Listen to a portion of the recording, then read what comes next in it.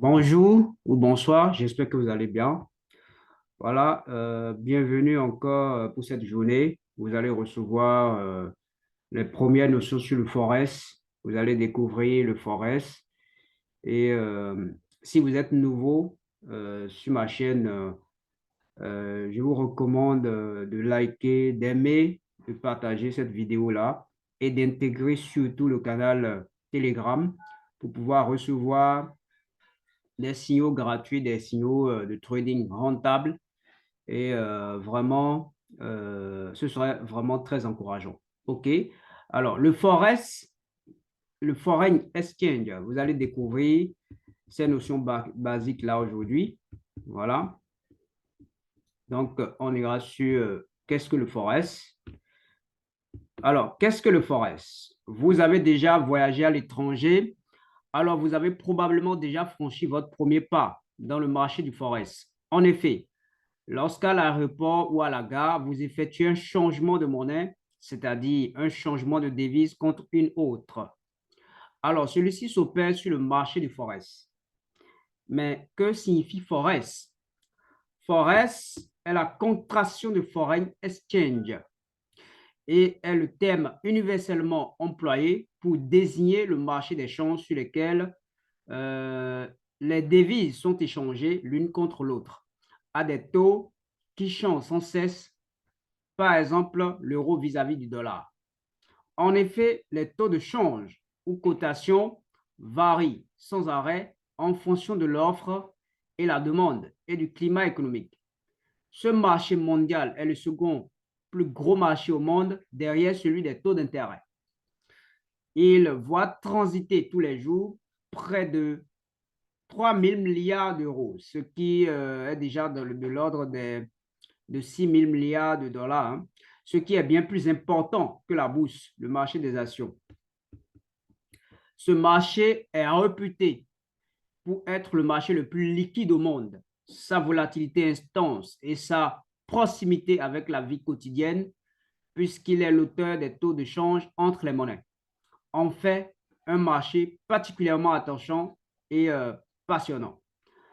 Depuis peu, il est possible à n'importe quel individu de négocier des devises en ligne en prenant part à ce marché sur des plateformes de trading spécialisées, c'est-à-dire des brokers. Vous voyez, les brokers, ce sont des plateformes sur lesquelles vous allez déposer de l'argent pour pouvoir échanger, acheter, vendre, gérer votre argent, tout simplement. Notez qu'avant, pardon, seules les banques et les grands établissements financiers pouvaient se le permettre, car l'investissement minimum était de l'ordre de 10 millions de dollars. C'est vraiment colossal.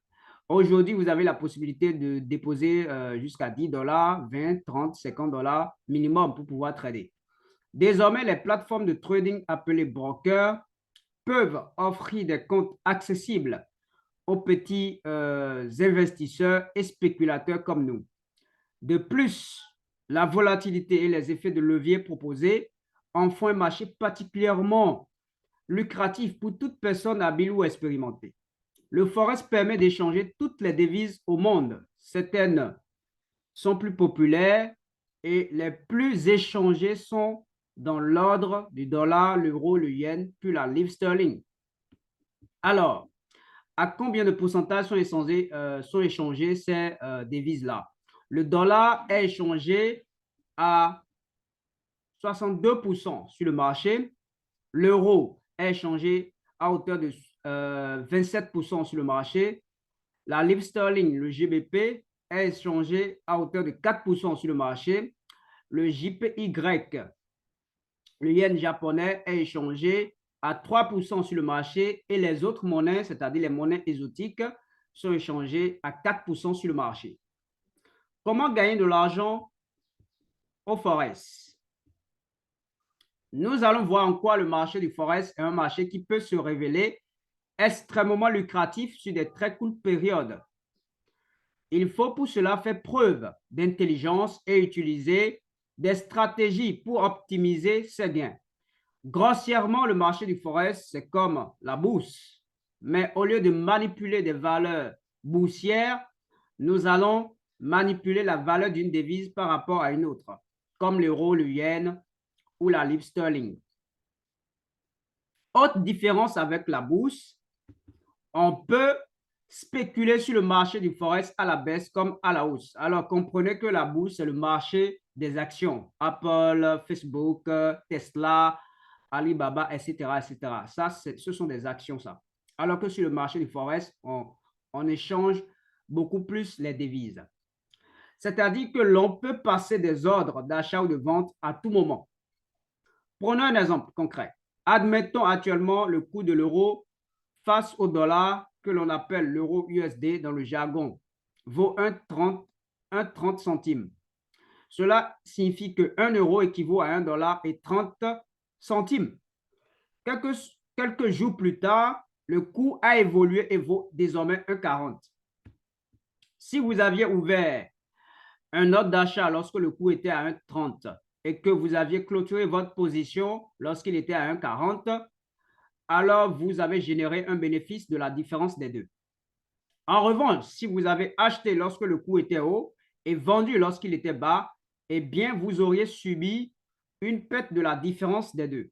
Donc, de façon vulgaire, s'il faut trader, il faut vendre le marché très haut et acheter le marché très bas, de façon vulgaire.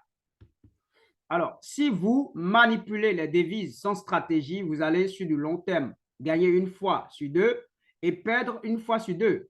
Globalement, il n'y aurait aucun intérêt. Par contre, si vous apprenez les ficelles du forex et que vous êtes capable de déceler si le cours d'une parité de devises a plus de probabilité de monter ou de baisser, alors vous serez capable d'ouvrir et de fermer des positions acheteuses ou vendeuses au moment opportun. Vous serez alors à même de générer des profits substantiels et de faire fructifier votre capital. Alors, Forest Agon, c'est un Français, Forest Agon, Monsieur Dimitri, voilà, qui a sa plateforme Forest Agon. Hein. Vous pouvez aussi aller le suivre. Hein. C'est un Français qui a concocté ce document.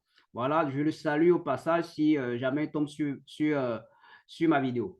Alors, Forest Agon vous donne accès pour cela aux informations critiques qui influencent le marché et aux études qui permettent de prévoir si le coût d'une parité a plus de probabilité de tendre à la hausse ou à la baisse. Deux outils sont à votre disposition à cet effet dans la rubrique prévision. De plus, nous sommes fiers, et moi également, je suis fier de partager avec vous le savoir et l'expérience de toute une communauté qui saura vous accueillir et vous conseiller sur vos investissements dans la section communauté forest. Alors, nous allons voir un autre chapitre, PIPS, prix de cotation forest. Alors, soyez très, très attentifs. Vous êtes à l'étranger et vous souhaitez échanger une devise contre une autre. Admettons, vous êtes aux États-Unis et vous souhaitez échanger vos euros contre des dollars américains. Au guichet de change, vous avez alors affiché sur un écran ce qu'on appelle une cotation. Dans notre exemple, l'euro contre le dollar, euro USD dans le jargon, est affiché à 1,3752, ce qui signifie que si vous échangez un euro, vous aurez en retour 1,3752 dollars. Le dernier chiffre, la quatrième décimale, le 2 de 1,3752, est la plus petite différence de cotation possible. On appelle cela dans le jargon un pips, prononcé pips à la française.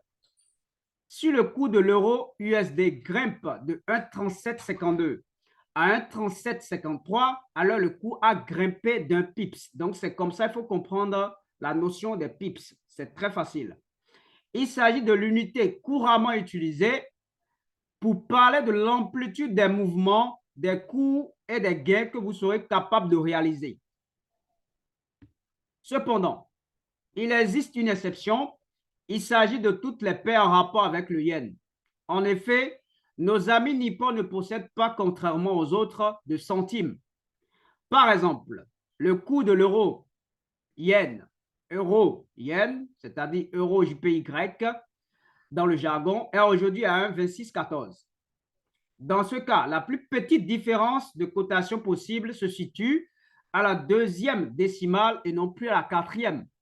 Donc, si le cours de l'euro-yen chute de 1,2614 à 1,2612, alors le cours a baissé de 2 pips. C'est très facile à comprendre là, terre à terre.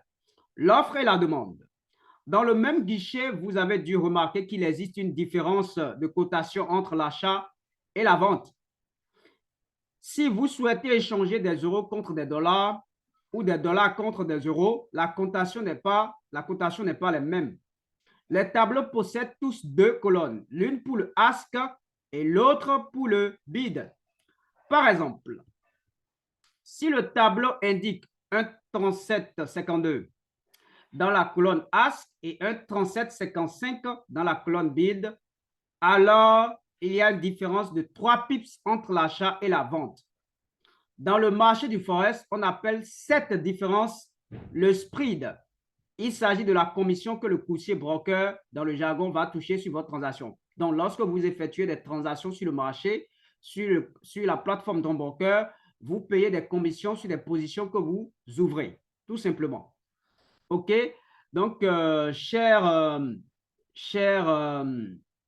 participants de ma chaîne, je vous remercie d'avoir suivi cette formation et je serai ravi de vous revoir bientôt pour la nouvelle formation que nous allons faire sur la suite de cette formation. Merci, à bientôt.